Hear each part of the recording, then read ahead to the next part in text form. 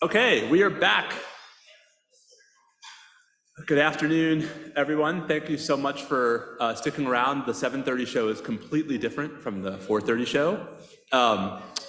So this is our second panel out of 3 in today's symposium, and I am going to do the same thing that we did with the first panel, which is I'm going to briefly introduce the 3 speakers, including the disembodied voice of Professor Jen Mascott. And then they're going to have some opening remarks, and then we're going to have a back and forth and have time, hopefully at the end, for some Q&A. So introducing the panelists first, to my right is Professor Josh Chaffetz. Josh is a professor of law at the Georgetown University Law Center. To my left is Dan Epps, who is the Trayman Professor of Law at the Washington University here in St. Louis. And joining us via Zoom from Washington, D.C., we can see her, but you can't, so we win, is Jen Mascott, who's an assistant professor of law and the co-executive director of the C. Boyd and Gray Center for the Study of the Administrative State at the Antonin Scalia Law School at George Mason University. So thank you to all 3 of you for joining us today. Jen, I hope you can hear me, but we are gonna, Josh is gonna go first, Dan's gonna go second, and then you're gonna go third. So Josh, why don't you take it away? Well, thank you so much, Steve, and I want to sort of echo the thanks that everyone on the earlier panel had for all of the tremendously hard work that Michaela, that all of your colleagues have done in putting this together. It's been a really fantastic event. So, thank you for having me. So one of the things one of the great things about Steve's speech this morning was that it, reminded us and really centered for us the fact that the Supreme Court, and indeed by extension, I think the federal judiciary as a whole, is an institution, right?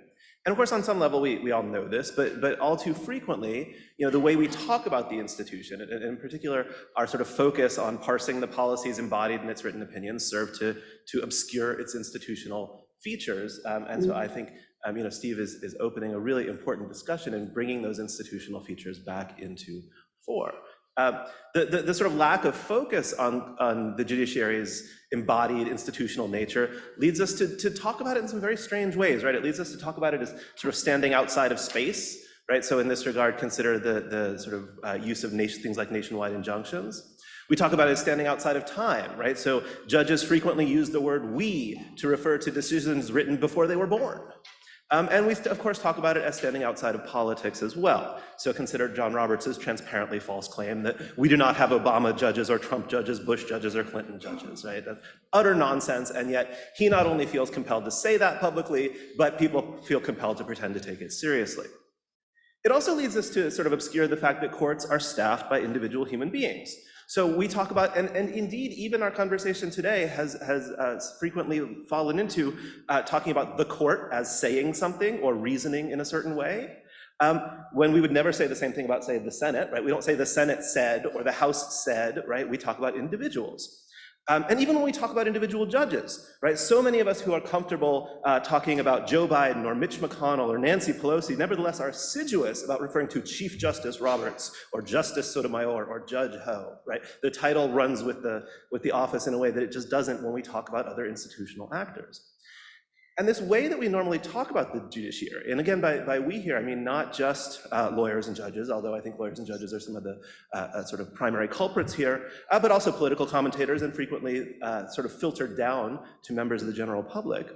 This way of talking about the judiciary has ideological underpinnings and ideological consequences.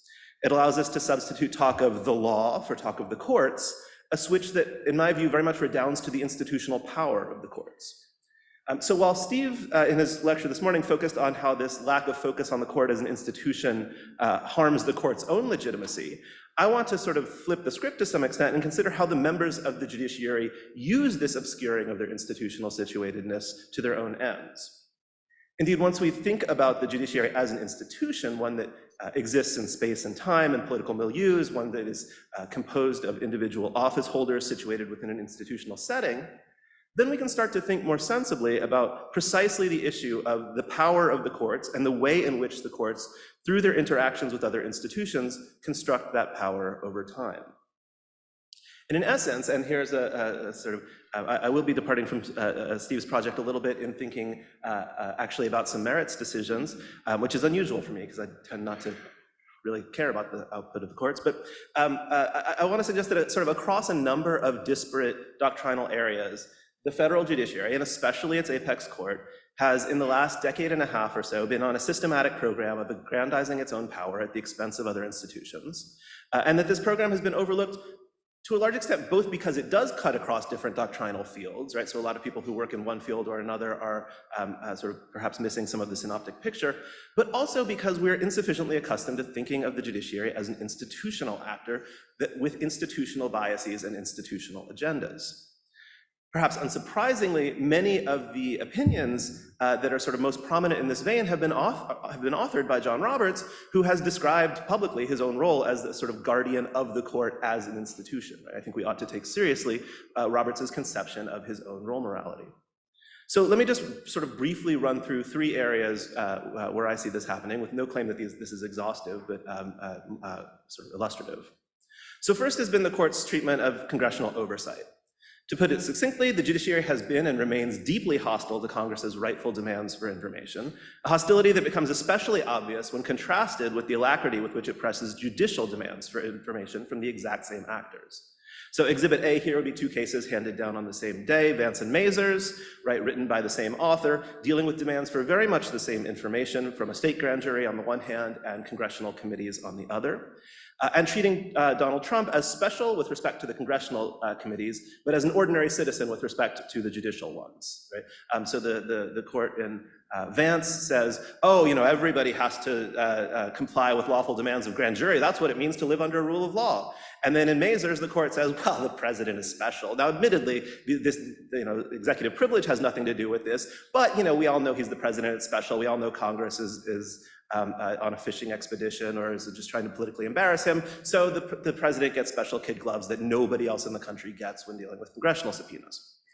But it's not just Vance and Mazars. So in other cases dealing with subpoena enforcement, demands for tax returns, Rule of 7 oversight, and more, the courts have either denied or slow-walked demands for congressional demands for information to the point of effectively rendering them useless. This has not only disabled and disparaged Congress, it's also had the effect of putting the judiciary itself forward as both more trustworthy and as the only institution capable of overseeing the executive, right? If Congress is disabled from carrying out oversight and yet the courts are facilitated in carrying out oversight, it's not surprising that we then see the courts as the institutions best suited to oversee the executive. Right? That is a project that the judiciary has engaged in and one that redounds to its own power. Second, consider a very different field, consider election law. So in the 2014 McCutcheon decision, in the process of one of many decisions in recent years striking down yet another piece of campaign finance law, Roberts entirely unselfconsciously writes that those who govern should be the last people to help decide who should govern.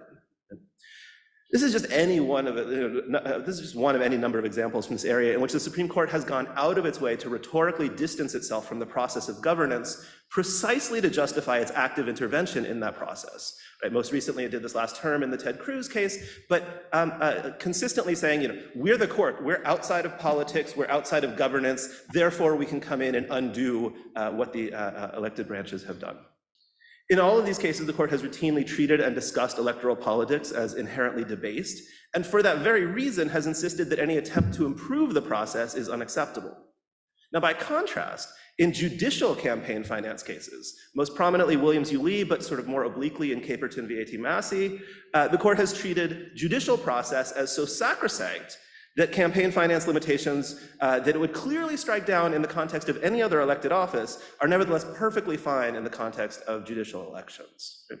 So the upshot of this, again, is to publicly put forward an argument for courts as the most trustworthy policymakers, right? An argument that's backed by prohibitions on what it will allow competing policymakers to do, right? So it goes out of its way to treat electoral politics as corrupt, as debased, and then it says, and of course you can't do anything to take money out of politics. Right? Nevertheless, of course, we can do anything we want to take money out of electoral judicial politics. Finally, consider administrative law, and in particular, the backdoor invention of a justiciable non-delegation principle in the form of the major questions doctrine. Most recently, in the vaccine or test mandate case and the West Virginia case, the court has simply declared by fiat that some issue passes whatever threshold of majorness the judges have in their heads, and then it looks at the statutory language and decides that it fails to clear whatever threshold of specificity they have in their heads, and then it tosses the agency action. Now again, note that this is judiciary empowering in sort of two distinct ways. Right? The first is that it's basically giving itself carte blanche to keep or toss agency actions on a case-by-case basis based on its own sense of what's important and what isn't. But second, as my former student Bo Bowman shows in a fantastic forthcoming article, it holds Congress to an implausible, judicially created conception of how a legislature should act. The standard that the court uses in these cases purports to be descriptive, but the justices, of course, have never felt the need to provide any empirical evidence to back up this descriptive account, and indeed it's wildly at odds with how any congressional scholar would describe Congress's role or congressional procedures. Now, to be clear, my critique here isn't that these decisions are dumb, although of course they are. The claim is that they're dumb in a way that doesn't unfailingly track partisanship or policy preferences, but rather in a way that tracks the institutional interests of the judiciary. Right? These are dumb in a judicially empowering way. Across these doctrines and others, I'm sure, the Supreme Court and its little siblings are acting to aggrandize their own power. And I think it's high time we paid more attention to this agenda. And I think Steve's call to think of the judiciary as an institution is the sort of opening salvo in allowing us and getting us to pay more attention to it. Thank you. Great, thanks, Josh. I have a follow-up question about standing, but I'll get there. Dan, I'd love for you to jump in, and then we'll bring in Jen and we'll throw it open. So Dan.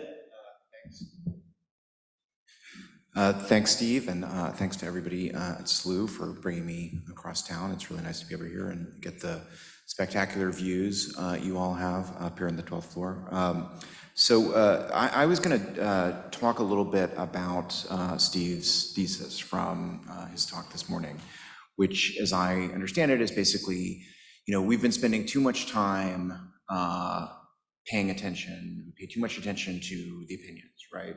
And not enough attention is paid to all the other stuff that the court does and all the other stuff that is happening at the court and all the other ways in which the court is interacting with other political actors. So I want to try to figure out whether I think that's right as a descriptive matter, and then whether it's correct that we should turn our attention in that direction. I want to try to sort of explain maybe why that phenomenon happens, and fourth, maybe be a little bit pessimistic about prospects for change. So first of all, descriptively, Steve, and I'm not trying to make this an attack on you, but I'm hoping this will be a conversation. I don't know if I totally agree with your description, in the sense that I feel like we often hear, in terms of popular discourse in the media, we often hear the critique from the other direction, which is that the reporters, they don't understand the law. They're not reading the opinions. They don't even link to the opinions in their articles. Give me the PDF. And they're just talking about how it was the Republican justices and the Democratic justices. We see that a lot. And then there's a lot of kind of legal people kind of pushing back on that. And I think there is a lot of attention. I mean, there was a lot of attention to the leak. That's one of the things I think you enumerated as maybe this didn't get as much attention. Some of the other things, not as much. But as a critique of, I think, maybe law professors, legal scholars, I think you're right. And, you know, I'm not saying you're not right about the media, but I think it's very much a core critique of law professors and legal scholars. Although even there, you know, people like you are drawing our attention to the other stuff, you know, yeah, quite frequently. Okay, and so should we be less focused on the opinions, less focused on the kind of written work product, and more focused on all this other stuff? And so I think the answer in general has to be yes, right? You can't understand what the court is doing and why it's doing what it's doing if you're just reading the opinions. There's a famous quote from Justice Holmes that he wrote in a private letter in his correspondence. He said, "I don't say all I think in the opinion." That you know, he's admitting that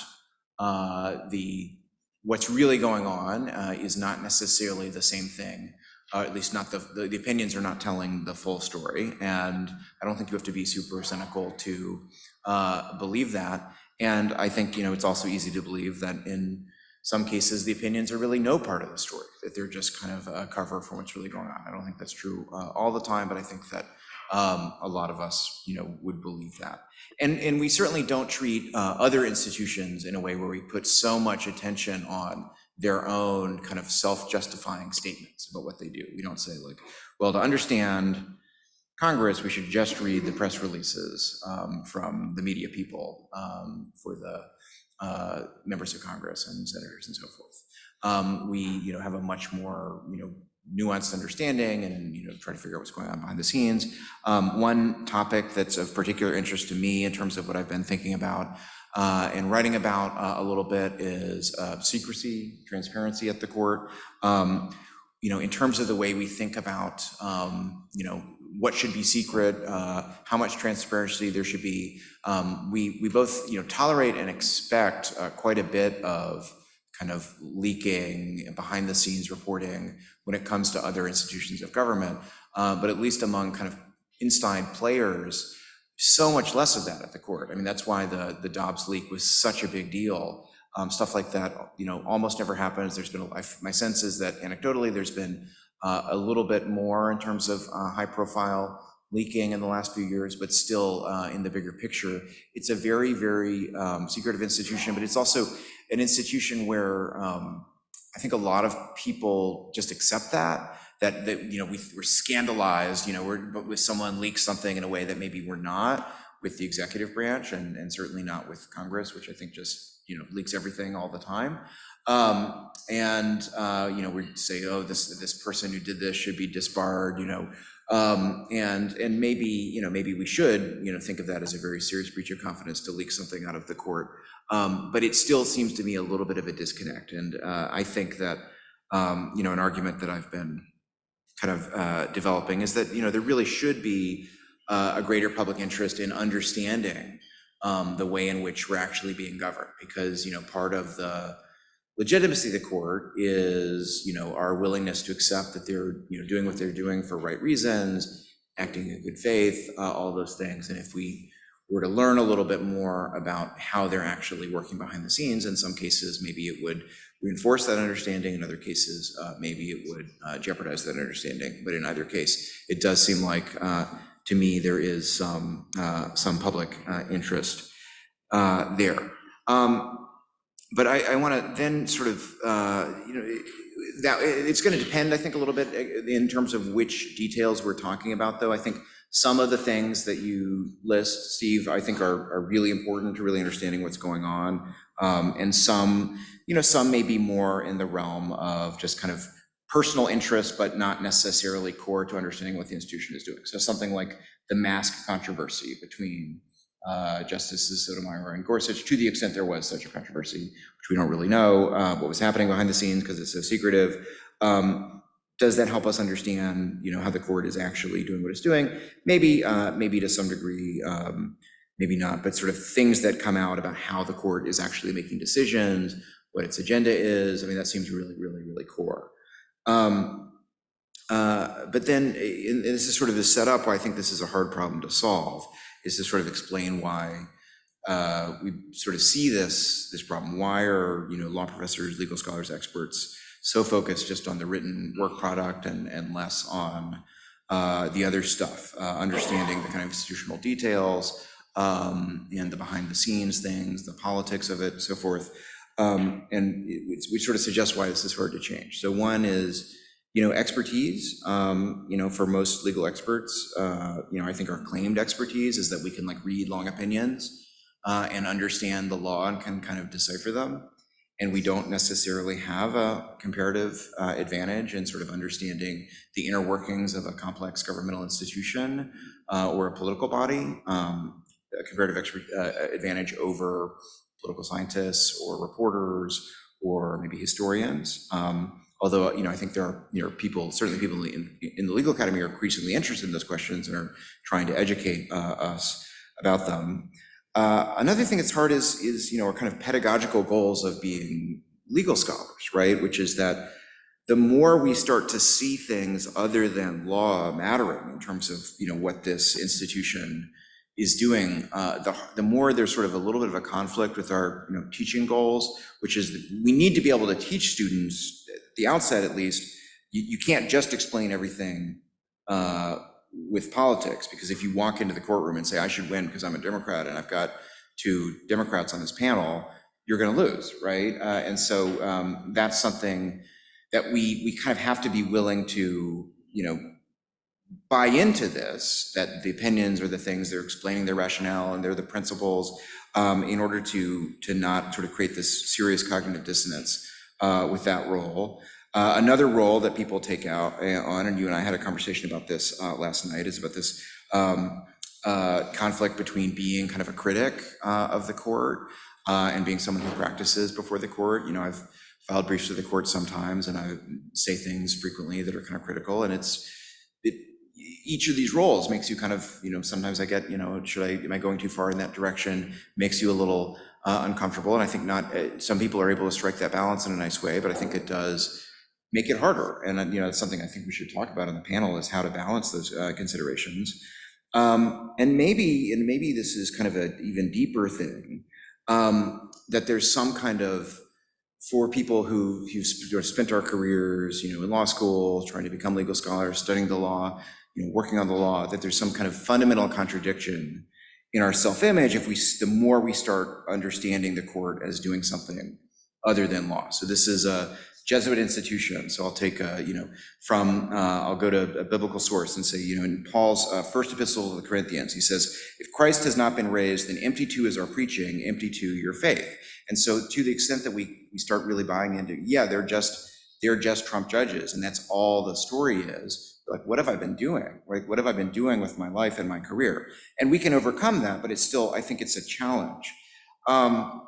And so to overcome that, and there's different ways we can do that, but the more I think we start saying, we should start thinking about what the court is doing, understanding what it's doing, and not focusing as much on the merits, at least the opinions in terms of what they're telling us, trying to get to a more nuanced spot, I think is really hard.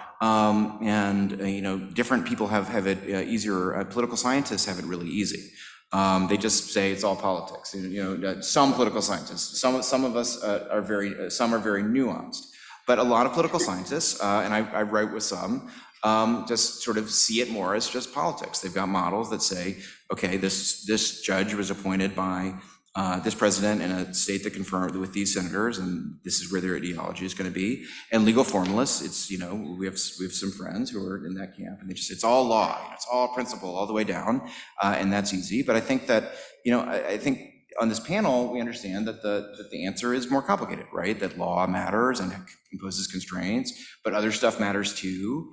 But like how much it matters and when it matters is like trying to figure out exactly when that's true is hard and complicated. And it's very hard to kind of like settle on like a resolution of those contradictions. And something that I struggle with, and I struggle with in, just thinking about the court, writing about the court, but teaching, coming back to the point of the goal of teaching. And so I guess that's sort of a question I'd like to talk about with the panel is how we resolve those contradictions.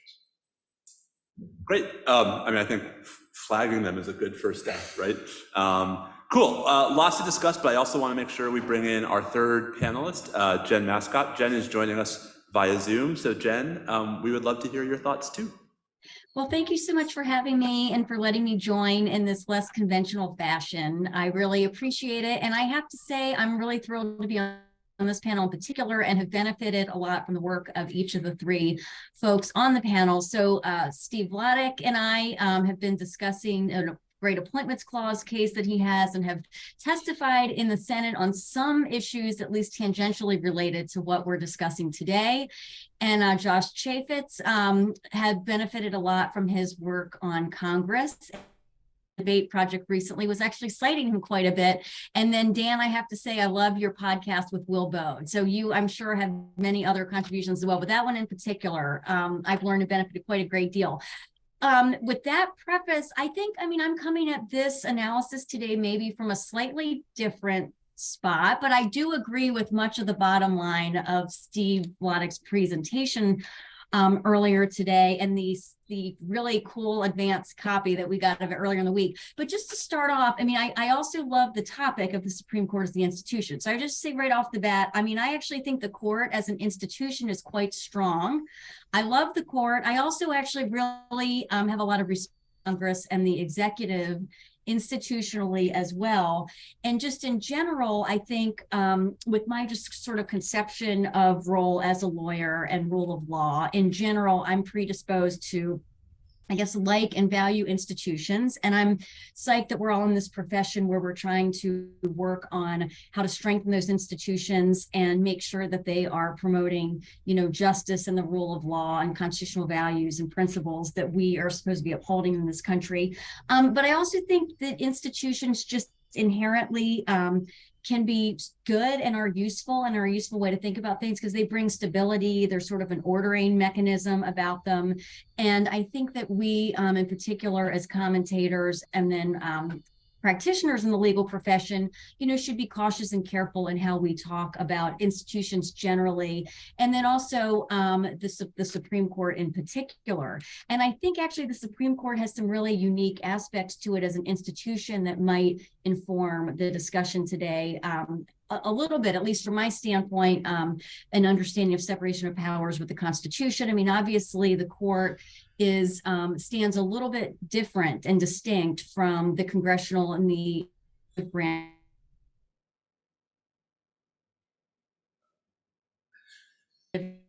Process than the court. I mean, I think the court properly is a small p political institution, at least on the front end.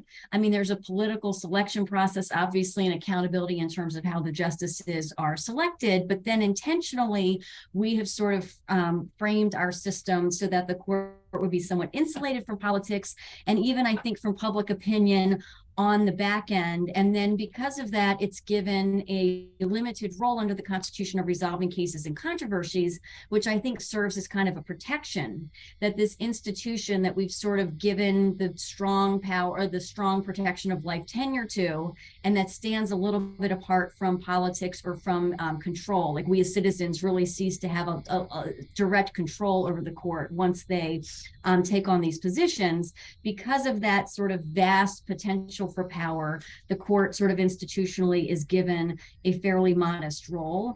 And so the attention should really be paid to making sure that we have, or that the court itself is playing that modest role and encouraging that modest role to be played in the lower courts. And that to Steve's point in his speech about the other institutions being in more of a conversation with the court, I do think it's very appropriate for Congress in particular with its, power to craft jurisdictional principles that control the court and perhaps even limit the remedies or authorize the remedies that it can administer to a certain extent, can pay a lot of attention to whether the court is serving the proper function in our system, on the front end through legislation. So if we see the court as in its less political role, and see it standing apart from Congress or the executive. What does that mean about the things that are most important for us to focus on as an institution? Well, where I have a lot of strong agreement with Steve, Professor Vladeck, is I do think it extends significantly beyond just the bottom line of what we see in decisions. Again, I think anything that's looking at the procedure of the court, its operational rules, substantively the jurisdiction that it has, the decisions it's issuing, certainly how the Supreme Court is operating in connection with the lower courts, the remedies that are being issued, all of those things that are not really distilled necessarily in the bottom line of a decision, I think are really important to take a look at. Some of the other topics that I think we have questions about and that maybe inform or influence how the justices as individuals carry out their role, personally, I find less compelling as focal points. And that might be, the mask debate. How are clerks being hired? Are there cameras in the courtroom? I mean, certainly some of those things Congress has a role in structuring. But my own sense is that as there's been more polarization perhaps in recent decades, or we've just been able to have access to more information about what's happening in our governmental institutions, and as the court itself perhaps towards the end of the late 20th century started taking a bigger role in deciding issues for the American people that are vastly important to a lot of us related to privacy or whatever else it might be, that has put so much attention on the court that there's a little bit of a kind of a cult of personality that comes in when we are really focused on how are they getting along and what's happening. And so at least as far as like the metrics of how the institution's operating, I would prefer and think it's probably less polarizing to have more of a focus on the things that are related to the law. But I'm very sympathetic, obviously, to that being more than just decisions. In fact, one of my former bosses, Justice Thomas, I think, for example, over the years, and I'm sure there are other justices where this is the case as well, I think sometimes it can even be hard to figure out as individuals how much of a role they play. Because, for example, folks have always wanted to boil down his role into, well, what major opinions has he written for the court over the years? And maybe not that many in controversial cases, so he can't possibly be that influential of a figure. But of course, what's the court doing when they reach decisions? They have to have a closed door conference. They have to reach agreement and go back and forth with drafts and edit each other's work, reach compromises behind the scenes. Now we see with oral arguments him talking more. And so I think he's like a prime example of how if you just went at that very surface level, you would have a very skewed understanding of like the internal politics and perhaps power and influence of individual justices. Although query, even with my own remarks here, is it actually important or relevant how much of an individual role Justice Thomas has? I mean, certainly for me as a former clerk, I love to think about it. Is the course of American law influenced based on whether we understand what role one individual justice plays or doesn't play? I guess I'm a little bit more concerned or skeptical, perhaps, that has as much, relevance for us, maybe as a legal matter. And I would prefer the court really not to be too influenced, even by what us as law professors, I guess, are saying on the outside, but except for perhaps like trying to do some of the kinds of research and larger studies that perhaps they and their law clerks don't have the time to do. And then the one final thing is, I think if we have concerns about the court as an institution or just decisions coming down or whatever, that the best approach is to be, again, thinking about as a legal matter or a constitutional matter, what role it has, and addressing things jurisdictionally, perhaps even through making sure that the court is simply sticking with its role of resolving cases and controversies, which could be influenced in terms of the cases that are brought to the court, but also I think in the court's own approach to resolving cases. And so I'll be really interested to see as a legal matter over the next few years, if some of the justices' separate writings on the issue of remedies, for example, like should we be severing statutes or should we be just simply declining to enforce the law in a particular case?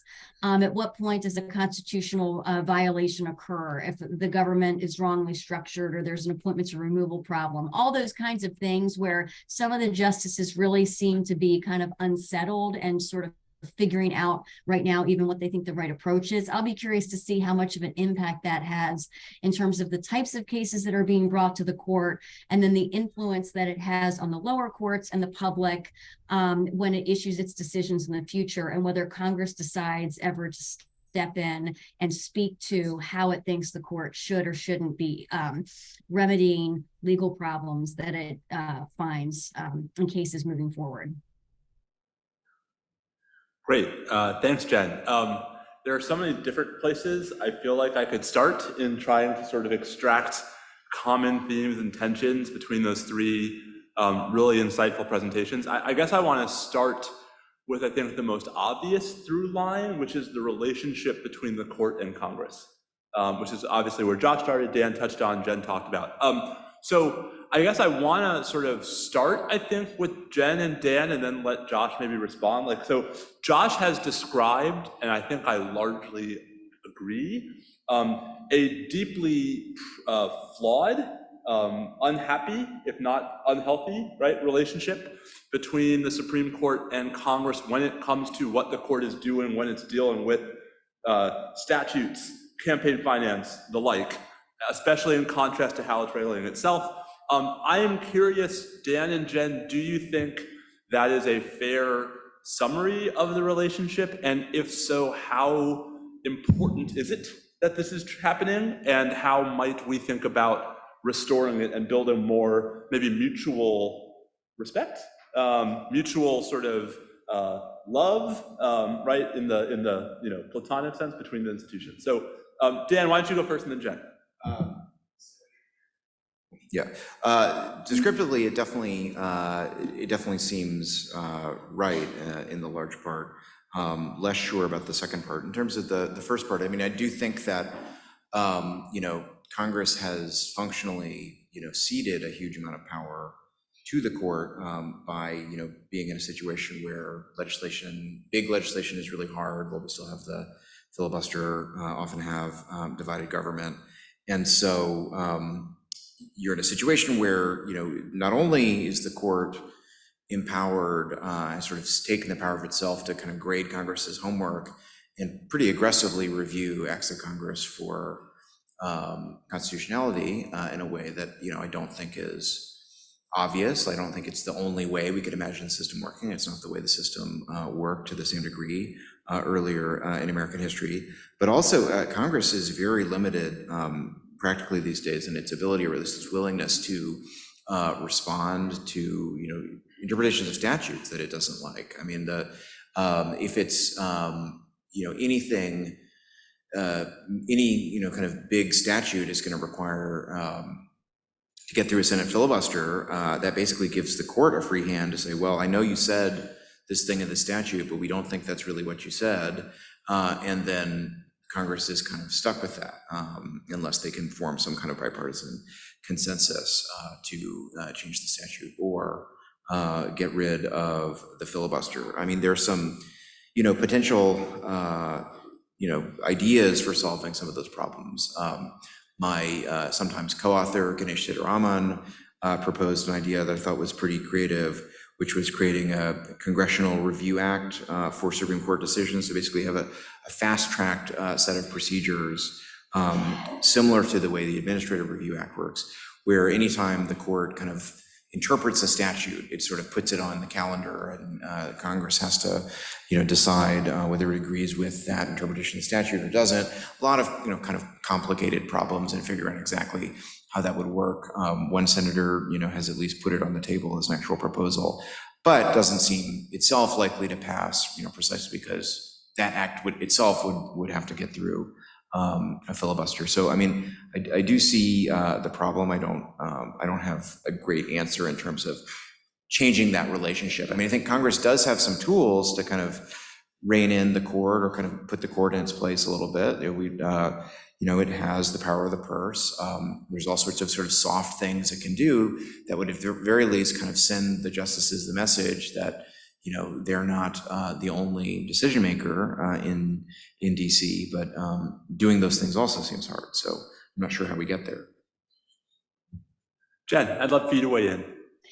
I mean, yes, I agree with that in large part. I mean, I do think it's hard to, though, start from the perspective of suggesting maybe, not that any of you specifically have, but but it's hard to see the court being blamed sometimes when it is reaching these decisions, because it often is, I think, as Dan points out, interpreting these statutes and as they apply to government programs, when the government programs are lagging 30, 40 or more years after the enactment of the statute. So it's sort of hard to know, like, the horse before the cart here. If Congress did have the will and the ability to legislate more regularly, would it be easier and more likely that there'd be a closer match between the instructions that Congress gave in the statute, how they're being carried out in the executive, and therefore fewer instances where Congress or where the court was finding there to be some kind of illegality or unconstitutionally in the first place? Then certainly I am a big fan of the idea of Congress being able to respond if the court gets it wrong or didn't interpret something properly or points out an issue, Congress being able to fix it and then re-effectuate its policy will. By doing the same type, reaching the same goals in a way that would be complying with the court's view and what it says is constitutional.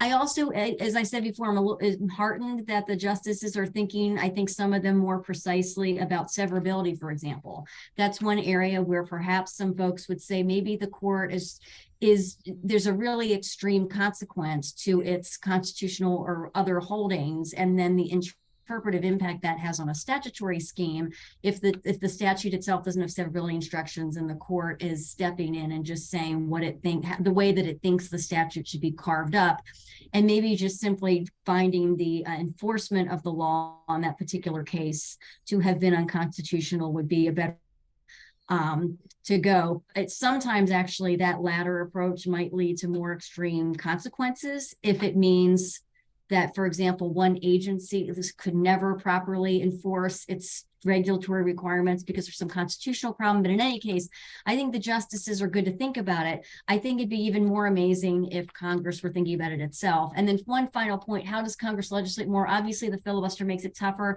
I had always thought that one of the issues perhaps was that elections now are so expensive that people are spending so much time in the district and not necessarily the state and not necessarily in committee meetings as much in DC, being able to kind of be collegial together and really do the hard work of legislating. But actually, when I've talked about this with folks at other conferences, one alternative explanation given by folks who have served at pretty high levels of government is this contention that actually that's not really the change they've seen in Washington that has as much impact. They more find it to be concerning that the leadership in Congress has taken so much centralized control, for example, in particular on the House side, to where because the House leadership or whatever, and from a political party standpoint, is so directly driving every bit of legislation where sort of the rank and file people just virtually have no influence, that it's essentially like taking whatever joy or value or whatever there would be in showing up at a committee hearing and legislating and made it much more of a political role for these rank and file folks rather than a lawmaking role. So I don't know. I mean, those are things, obviously, as law professors, we don't have any control over, but it seems quite clear that for the system to really work appropriately, Congress has to be able to act in a much more regular fashion than it's doing right now. Josh, I suspect you might have one or two thoughts in response. Just a few. Mashing the microphone to try to get in. Okay, so there's sort of three things there. First of all, on the filibuster, I absolutely agree. The legislative filibuster is a disaster. Especially as it's existed since about the 1990s. It's anti-democratic, it's bad legislative procedure, and it ought to be gotten rid of as soon as humanly possible. On the question of centralization in both the chambers, I also agree with that we are at a periodic moment of extremely high centralization of power in both chambers. Which is to say that party leadership right now in the chambers has more control, and individual rank and file members, committees, et cetera, have less power, right? So a lot of major legislation, just to be clear, right, a lot of legislation still passes, even in Congresses that we think of as not terribly productive, they pass a fair amount of legislation. In Congresses like the current one, it's actually passing quite a bit of legislation, and we shouldn't overlook that. But when it does pass legislation, it's very often drafted by leadership rather than coming through the sort of normal committee process.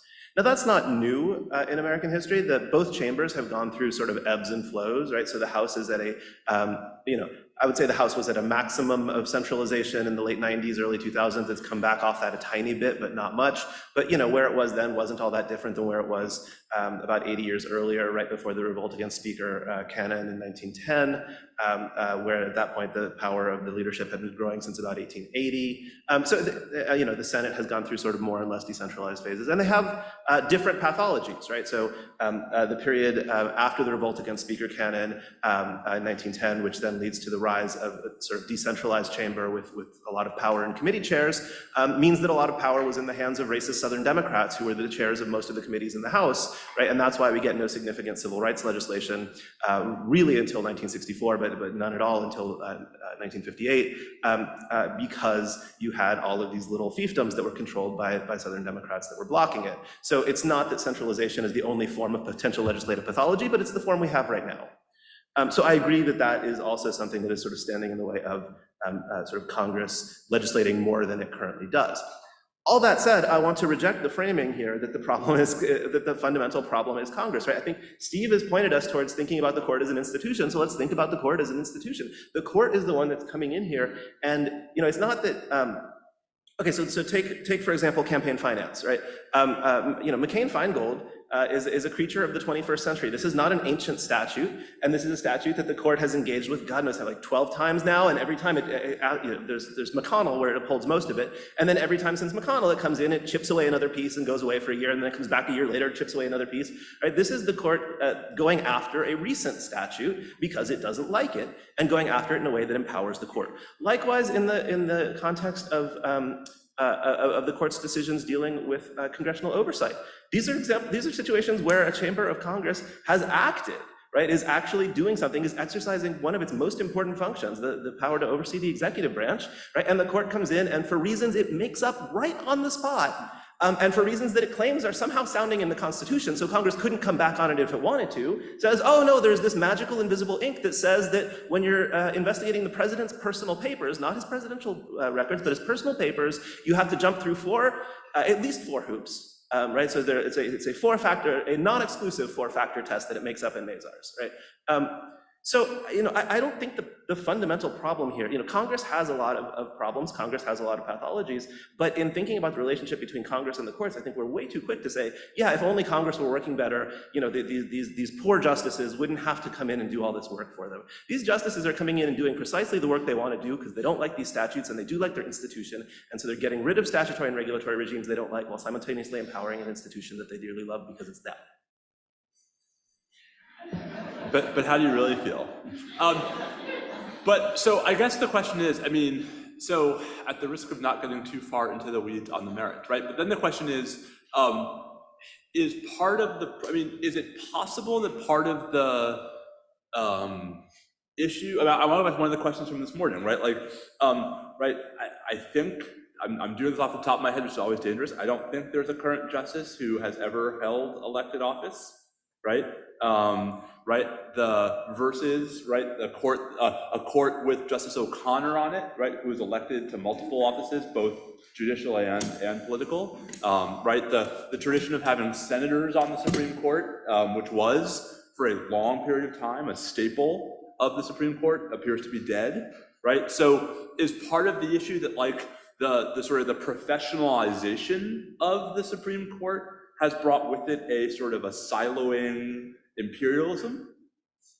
I think absolutely. I think one reason that it's so easy for judges to see legislative process as degraded is because they have only ever known judicial process. And they like judicial process. It's what they chose to do with their lives. And so they look at other processes and say, well, they're doing it wrong. That's not process, right? I know what process looks like. It's judicial process. And so I think absolutely, when we had significantly more diversity of political experience on the court, right now, almost all the justices served in the executive branch, but none of them have served in the legislature, right? The last person who even served as a legislative staffer was Breyer. The last person, I think you're right, who held elected office was O'Connor. And it's been a long time since we had a majority of the court that held elected office, right? And I would love to see us go back to that. So Dan, I want to bring you back in this. So Josh and Jen, I think, are at different places in how they view the breakdown in the relationship between Congress and the court, right? That, you know, and in how they apportion blame for it. Is there a through line here to sort of I mean, your remarks were in many respects a call for nuance and sort of not throwing a whole bunch of things into a bowl and mixing them together. Do you think there are unique features of the problem Josh is describing, or do you think this is actually representative of some of the broader pathologies that, whether you think the court's in a healthy place or an unhealthy place, that are sort of pervading so much of the current debate about the court? So, I mean, I think it relates to just a bigger problem in general, which is not just about the court's relationship with other branches, but it's just that I think the court has too much power in general, right? The court has too much control over our lives. If you think about all the different things that we kind of expect definitive answers to come from the court, you know, either because we want those answers or because the court has told us it has to give us those answers. It's a very, very long list, and only some of those things relate to, you know, the court's attitude towards Congress and whether it can strike down statutes. A lot of other kinds of questions, you know, state laws, all sorts of other kind of interpretive questions, stuff related to the executive branch, where the court has really just, you know, occupied a lot of space and said, you know, we have this power. And so far, other institutions and as well as the people have not been as willing, or at least as able, to sort of push back on them and say, well, maybe you don't, and maybe this isn't the way it's always worked. And, you know, how do we reclaim some of that power? So I do think there's a bigger picture there. This is not totally unique. So on the power reclaiming function, I mean, so Jen, I know that you end up in a different place than I think all three of us, although perhaps to different degrees, right? I'm curious if I can ask you directly. I mean, are there respects in which, even from the perspective of someone who sees perhaps less to worry about, right, from the perspective of the current court, are there still things you'd like to see change about the court's relationship with the other branches of the federal government? Are there reforms you think Congress ought to consider that would help maybe bring, you know, restore some of the, or smooth over some of the sharp edges that we're seeing? I mean, I'm curious how someone who doesn't start with like my priors, right, looks at the question of what, if anything, to do next.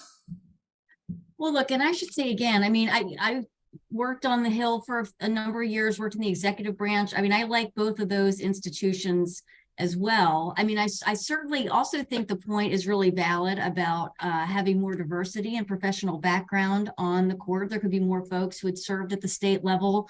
There could, I mean, it would certainly, I think, be significantly altering to have a former legislator back on the court. Because as Josh points out, I mean, so many of them have served in the executive branch, some who have served, I think, in regulatory entities. You could see that channeling itself into a lot of skepticism about administrative law, but others who had, you know, experiences sort of in the centralized executive functions, I do think come to decisions often with an executive focus. I don't think on an individual basis that's wrong or anybody's intentionally bringing those priors. I just think we're all humans. We all go with what we know. So it's certainly got to be correct that we would have a better balance and there'd be more aspects of legal doctrines and the rule of law brought to bear with the court if there were more diversity in background and it wasn't just a more uniformly elite lawyer group.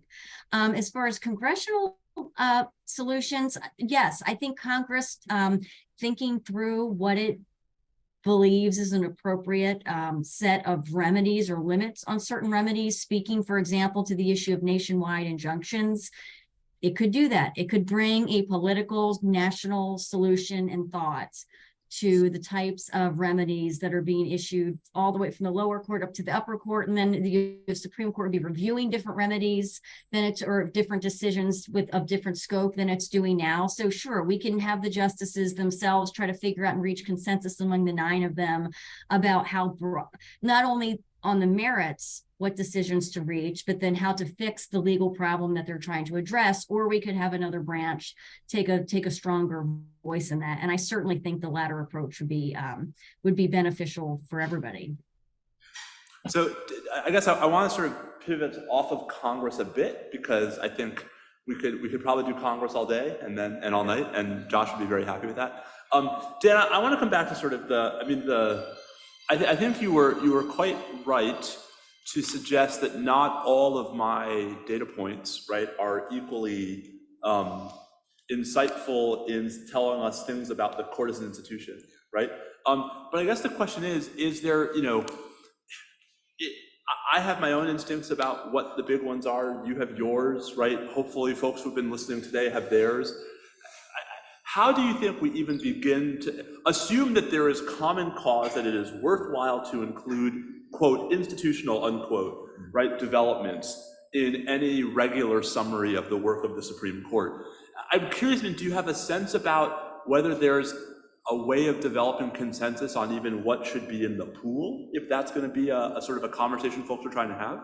So, I mean, it seems to me that one set of things that might be quite important for people to know are, is the court approaching things, is the court deciding cases, is the court deliberating about cases in a way that, even if we disagree with the outcome, kind of looks to us like law, right? Something like, because the whole premise of letting the court make so many of these decisions, and it, may be an incorrect premise, but the premise is that the court is doing something different than just, going up there and voting for Republican or Democratic outcomes. Obviously, I think we all think it's more complicated than saying they never do that, but and so there's a range of things about how are they approaching cases, what are they saying inside the court, are they secretly saying these are the different reasons, some of the stuff you point to about procedures, are they following ordinary procedures, or are they manipulating procedures which are supposed to be kind of neutral,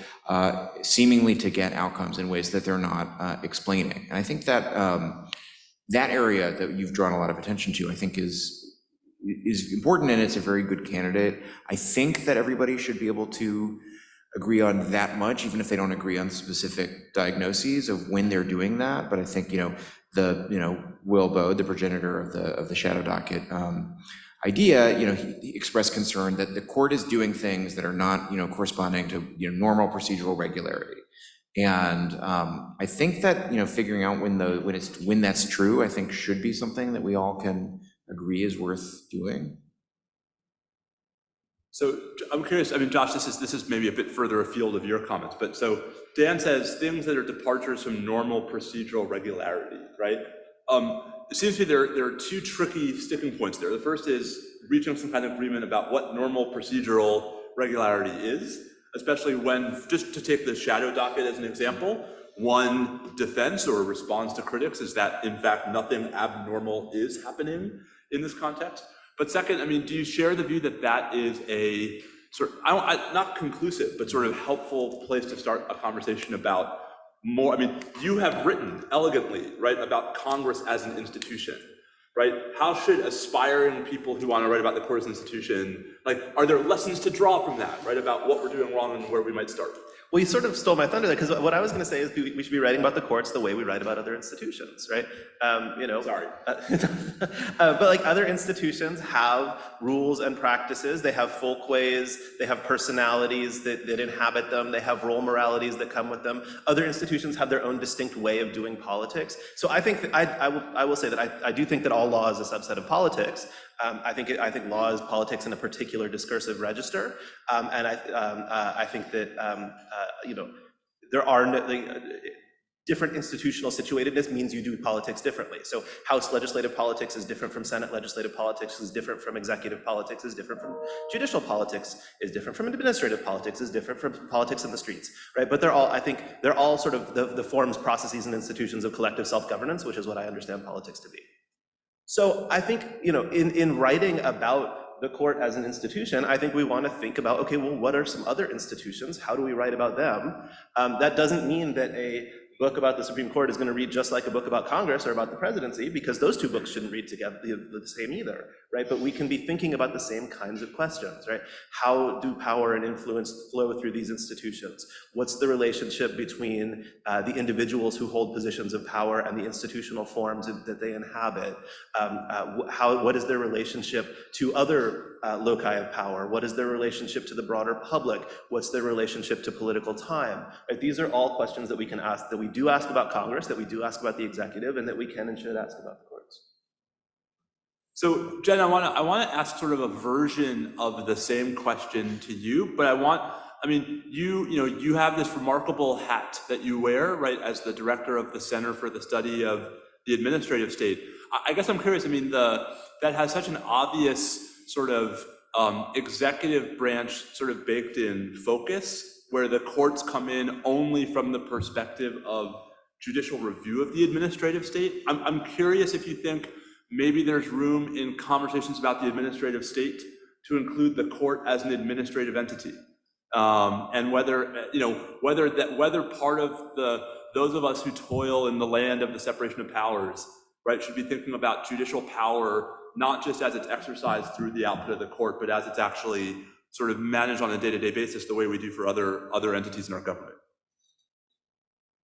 Well, I certainly think that it would warrant study to look at how the court is administered as an institution. I do think that as just a practical matter, that the court as an institution and its management does actually probably influence somewhat of its decision-making substantively, if for no other reason, but that I do really think, and the Chief Justice said this in his confirmation remarks, and I actually think it's it seems to me anyway, that his opinions would suggest it's an accurate description of how he views his role, that he, I think, believes that part of the role of judging as an Article 3 matter is respecting the court as an institution. And so if one has that view, then one's going to be influenced by what they think the institution's doing, and he's, of course, managing it. And so sort of the reputation or the integrity of the institution must necessarily be influencing not only how he's managing things on the day-to-day basis, but presumably the way in which he, to the extent he has influence as the chief and then as an individual jurist, is helping to manage decisions. And I think just as a matter of curiosity and sort of administration, sure, it would be really useful to think about that and study that more, even though, as you point out, often we don't, because it's not, one of the more interesting things on the front page of the news. I think it merits examination. On the topic for the center that I helped to run, you are correct that it was started to really focus mostly on the regulatory agencies within the executive branch. But I have to say, and I've toyed with trying to think about, should I pitch to my co-director ever a more expansive name? Because I, like you, want to think more broadly about the separation of powers. I think it's actually really necessary to think about the administrative state in the context of all three other branches, and that it's helpful to really scope out quite a bit. So at least in our conferences and programs and things, we actually are trying to expand, and recently have been spending more time actually talking general constitutional questions with congressional staff, because I really think that institution plays a great role and a lot of attention should be paid to it. So we'll see. If you've got any ideas about how we can keep the flavor of the current name, but give it a noticeably broader focus, I would be all ears. Cool. All right, I have one more question, and then I want to open the floor to questions from the audience. You guys have been remarkably patient. So I guess my last question is, in the short term, right, until Dan has fixed everything, as he intends to, are there sort of smaller ways of trying to improve the sort of the discourse and the dynamic between the court and Congress? It is not unheard of for the court, when there's a petition pending in which the federal government is not a party, to call for the views of the Solicitor General. It is absolutely unheard of to call for the views of the legislature, right? It is not unheard of for the court to allow, right, outside amici who represent state executive actors or federal executive actors to argue. It is absolutely unheard of to let congressional amici argue. Is there room for the court to maybe show, just even if it doesn't change anything about the bottom line, to show more institutional, support for, recognition of, coordinacy with a legislature that it seems increasingly how do I say, undeferential to, Josh? I would start by saying they can just stop being jerks. And I mean this in a specific way. So Steve quoted from Roberts' year-end report in his lecture this morning, and quoted, I believe, from the 2021 year-end report, right? So I'd like to read a couple quotes from the 2012 and 2013 year-end reports by John Roberts, just to show this is not a terribly recent phenomenon. So 2012 and 2013, and 2012, Roberts says, in his year-end report to Congress, our country faces new challenges, including the much publicized fiscal cliff and the longer-term problem of a truly extravagant and burgeoning national debt. No one seriously doubts that the country's fiscal ledger has gone awry. The public properly looks to its elected officials to craft a solution. We in the judiciary stand outside the political arena, but we can continue to do our part to address the financial challenges within our sphere. Yeah. Then the next, right, so first of all, right, he's like, everything's really bad, but that's all your fault. We're not going to say anything about that, but I'm telling you about it, but we're not going to say anything about it. But also, we've done our part, right? So that's what he says one year. And then the next year, hitting the exact same theme. We in the judiciary recognize what should be clear to all. The nation needs a balanced financial ledger to remain strong at home and abroad. We began our cost-cutting containment efforts nearly a decade ago, long before talk of fiscal cliffs and sequestration came into vogue. As I explained last year, and then goes on to quote from the previous year's report, right? That is, so I can't remember what word Steve apologized for using this morning in his lecture, but it was sucks. Sucks, okay. That is a dickish move. And I offer the same apology that Steve offered, right? Nobody's making him do this, right? That is just someone who wants to stick out his tongue at what he purports to think is a coordinate branch of government, right? So if the court and its members want to signal that they have a little bit of respect for Congress, they could start by showing a little bit of respect for Congress in situations like this where it would cost him nothing to just keep his mouth shut on this topic. Again, but how do you really feel? Dan, do you have thoughts on that before we throw it up into? I'm interested to hear the questions. So. Cool. Jen, do you want to weigh in, or should we throw it up into the Q&A? I'd love to get to the Q&A, but I do think there are folks who might object to some various courthouse statements made by representatives of the legislative branch as well. So I don't know. It's challenging. Emotions run high sometimes, I guess. A plague on both your houses. Okay, I guess we've gotten all Shakespearean. It must be getting into the afternoon. So once again, Mikhail and Katie have microphones. They are coming your way. I suspect maybe we have provoked some questions in our discussion. Mikhail, you want to start?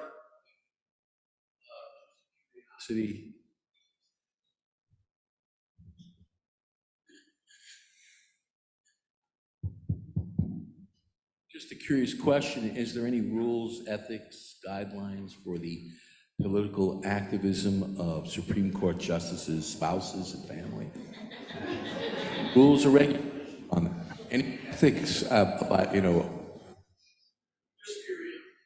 I'm sure this is a hypothetical question. Jen may not have heard it. It was a question, Jen, it was a question about whether there are rules and regulations, I might be slightly paraphrasing, but that govern the conduct of the spouses of Supreme Court justices.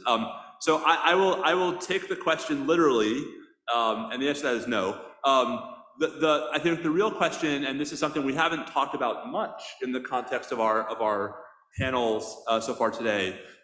So Supreme Court justices are bound by the same federal statute that all federal judges are bound by. It's 28 USC section 455, which requires the justices to recuse in, among other things, cases in which they have a direct personal interest, cases in which, right, their objectivity can be fairly questioned.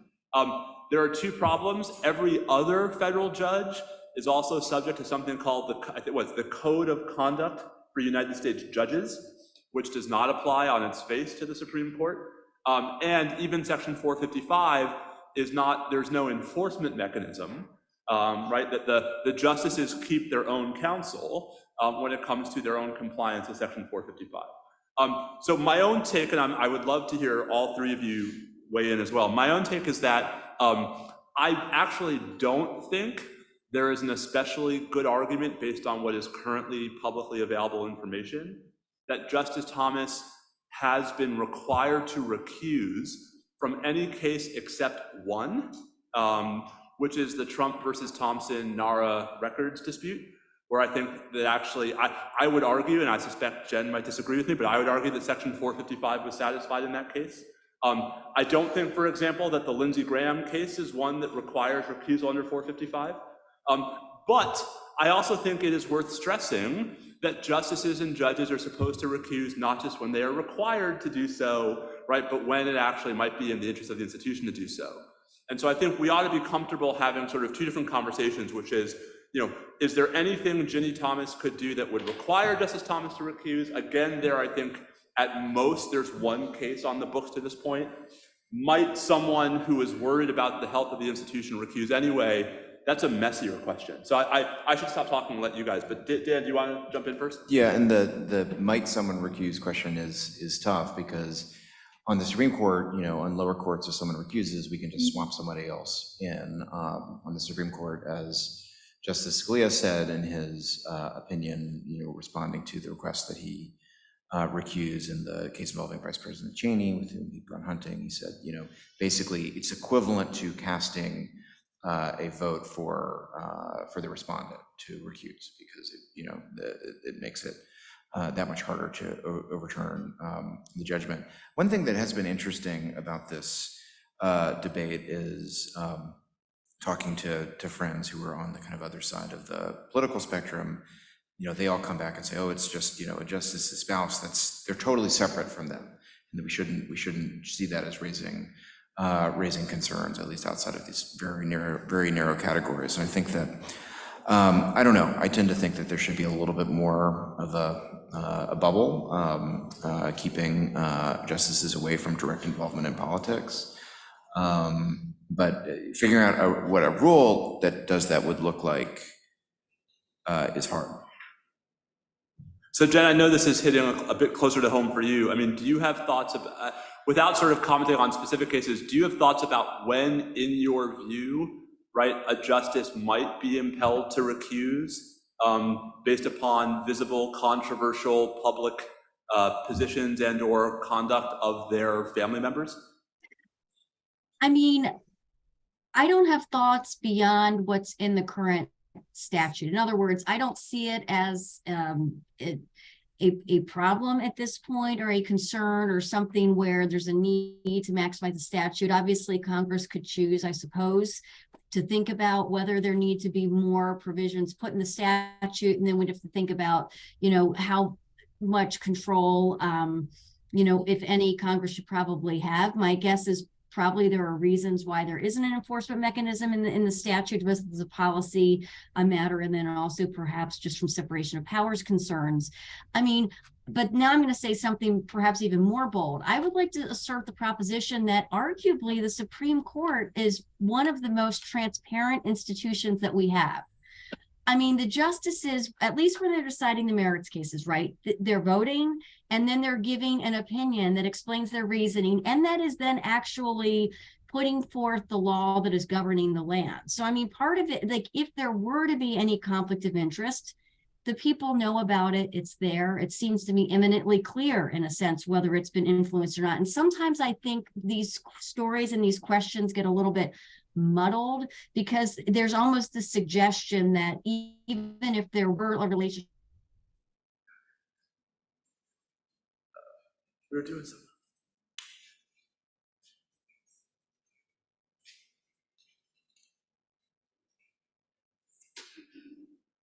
Okay, well, hopefully Influencing that is precisely we're talking about, dealing what tangibly the justice would or wouldn't be doing wrong. And then the one final thing, if you look at the statute itself, it gives very specific examples about when there's an interest where there needs to be recusal. And from what I know of the facts of even the case Steve mentioned, it's not anywhere close to those lines.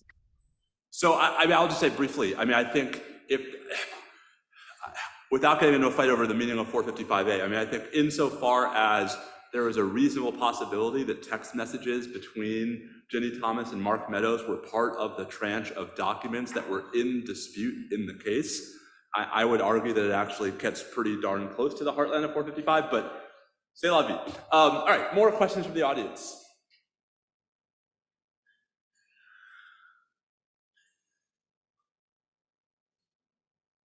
Or we could just sit here in awkward silence. Mikhail, I think there's also one down here. Yeah, I had a question. Let's wait for the microphone for a second. No, for the microphone. Sorry. I had a question about impeachment in court justices, how often that's occurred, and if you see that as an increasing opportunity to help regulate the behavior, procedural requirements of the Supreme Court. Well, so it's happened once, right? Samuel Chase in 1805. It didn't succeed. The Senate didn't vote to convict. Given both the political implications and the meaningfully higher vote threshold in the Senate, if we can't get Congress to do even modest court reform, I think impeachment is even less likely. But Josh, I mean, Josh, your writing talks a lot about Congress being much more willing to use its powers, its core sort of self-help authorities, right, to assert itself institutionally. Do you see, I mean, I think obviously impeachment's not in the cards today. Do you see a universe in which we are ever thinking about judicial impeachment as a meaningful check again? Conceivably. I mean, the arc of the political universe is long, and it bends in lots of weird directions. So I don't think anything is ever off the table in politics. I do think that, at least in the medium to long term, I do think in the short term, it's highly, highly, highly unlikely that we would see impeachment of judges in anything other than the sort of obvious corruption situation, right? I mean, almost all of the convictions upon impeachments in American history have been of judges, but they've all been of obviously corrupt judges. And frankly, most people resign before they get impeached anyway, if it's obvious it's going to happen. So I don't see impeachment as a particularly fruitful avenue at the present. I could imagine it coming, as I say, in the medium to long term at the end of a long train of other attempts, right? So you could imagine, right, if you had a Congress that was feeling more empowered as against the Supreme Court, started passing legislation that was meant to rein in the Supreme Court in one way or another, and the Supreme Court keeps striking down that legislation, you could imagine at the end of that getting to a situation where impeachment was on the table, but you'd have to first have a pretty long train of that. Dan, you thought yours? Basically, I agree with what's been said. I would just say that, in a situation where it became viable, we wouldn't really need it because everyone would, all the winds would be blowing in one direction. Which worked for everybody except Walter Nixon, right? Katie, was there a question back there? Hi, you all talked a lot about Congress, but if the legitimacy issues are really so dire, is there any role for maybe the threat of executive branch noncompliance to sort of serve as a checking function? It seems like a good last question. John Marshall has said the law, let's see him try to enforce it. Right, which I think there's even a debate about whether Andrew Jackson actually ever said that. I think it's pretty clear he didn't, but I was being polite, okay? And Steve, I haven't seen the whole book yet. You talk about ex parte Kieran and the... I talk about Kieran where FDR says... Behind the scenes, right? FDR sort of sends a message through intermediaries, let them know that I'm not releasing them, no matter, even if a marshal shows up with a damn the Nazi saboteurs. Right, I'm not releasing the saboteurs to a damn marshal with a damn writ of habeas corpus. But of course that was behind, so I think this is a great question. Is there a universe where executive branch defiance, and I don't mean sort of subtle behind the scenes, defeating the effect, overt defiance, okay, good job, Supreme Court, no, is anywhere in the realm of possibility? And what would it mean if the answer was yes? Dan? I think it's in the realm of possibility right now that people would talk about it. Yes. People, whether it would actually happen, I think we're a ways away from there. I think, maybe at other points in history, what you might imagine is there'd be some sort of threat of that happening, and that causes the court to pull back from the precipice a little bit. My impression is that this current majority is not as interested in pulling back from the precipice and is not as sensitive to pushback from other institutions, and then seems to just want to go on, give speeches about how it's totally inappropriate for anyone to ever criticize them, and crosses all these lines. And so I don't know. I mean, it seems like some of these soft tools that other institutions have for reining in the court are maybe not effective right now. I mean, it seems to me that a predicate would at least be a president who is more popular than perhaps the incumbent is, or any recent incumbent has been, right? That like some kind of like meaningful political mandate. Yeah, I think that's right. I mean, it's the kind of situation where one could imagine sort of down the road. And I think this is, to Dan's point, this is the kind of Supreme Court that might well step up to that precipice, but it doesn't yet have someone in the executive branch who is in the political position to really press that, to sort of press it fully. Yeah, the politics of this moment versus like 1937 are so radically different. Right.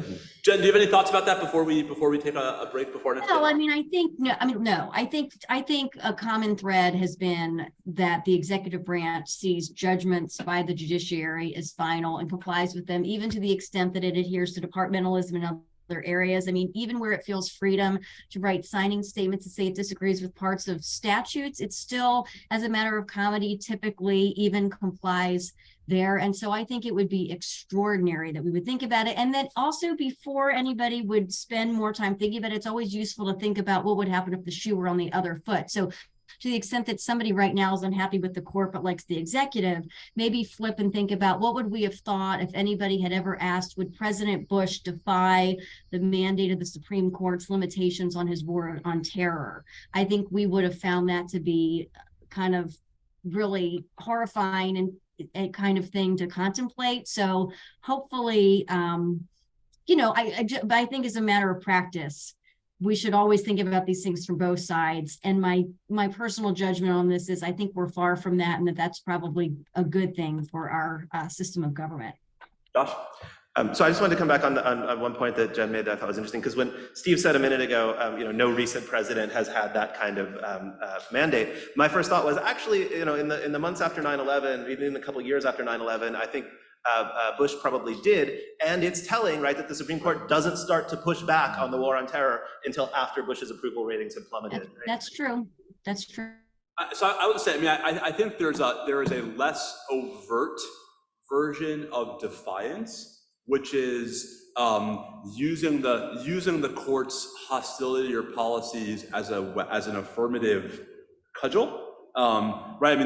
There's a debate, right, among progressives about whether the student loan debt relief program is deliberately designed to be struck down by the Supreme Court. Right. Like that's the larger point, I think, and the one that we should probably end on and take our break, is that the soft tools are there and the harder tools are there.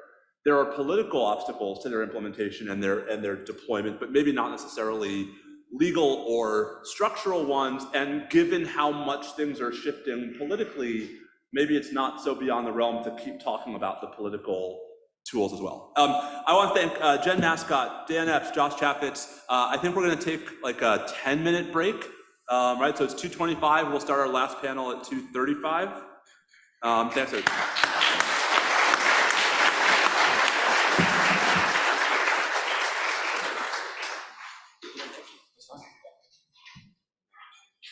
Thank you, Jen. Thank you. It's too bad that-